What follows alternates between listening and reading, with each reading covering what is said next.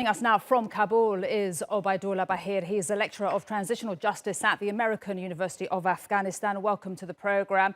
Your reaction to where Afghanistan finds itself right now? We've just been discussing the chaos at the airport in Kabul and the evacuations. Yeah, it's natural to expect that level of chaos and that level of panic in a country that hasn't had a government for 2 days and has had the Taliban initially at its gates and then out in its roads. The reality on the ground is that the Taliban aren't interacting too much with people. They aren't forcing people to do much, basically. They're just there to maintain security. I reckon they're waiting for further directives. The airport situation is just like the road situation. The first morning Kabul fell. It's just that the panic is is fed out through the whole group, and there's like a mania. I just hope that, and the problem is there is no police, there's no Taliban in there as well, so there is no sense of security. And now you have the Americans who can't communicate with these people. So it just needs to be better managed. It's just horrible mismanagement and lack of responsibility. You hear Biden looking down on the Afghans even now. He wanted us to fight till the last person standing, and somehow not doing so is cowardly. But his withdrawal and him fleeing from a fight the United States took on itself is not cowardly. So that's quite ironic, honestly. And Obaidullah, I just want to take you back to what President Biden said in the previous report. He said, "I'm adamant that we focus on the threats that we face today in 2021 are not yesterday's threats."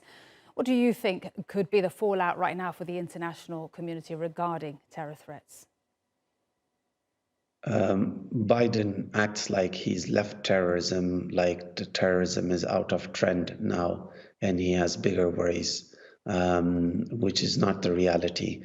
If they let Afghanistan be this chaotic, be this volatile, be this fragile, there's more than enough studies that show that jihadi Salafist groups find their footing in such setups. So unless the international community can really intervene and make sure that the Afghan political order that is to come is one that is inclusive, is one that is accommodating to different views, and one that isn't isolated.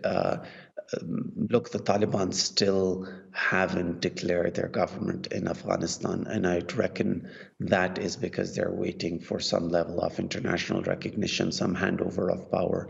There was discussion that leaders from Afghanistan would go and meet them last night or today to do such a handover.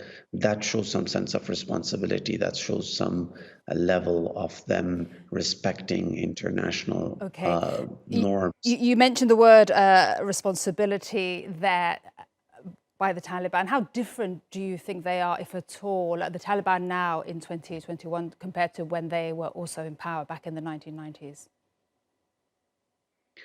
Look, I wasn't around when they were here the first time around. I did go out into the city yesterday. I saw them conducting traffic. I saw them maintaining security. They weren't really interacting or bothering people much. I got off. I got to talk to a few of them.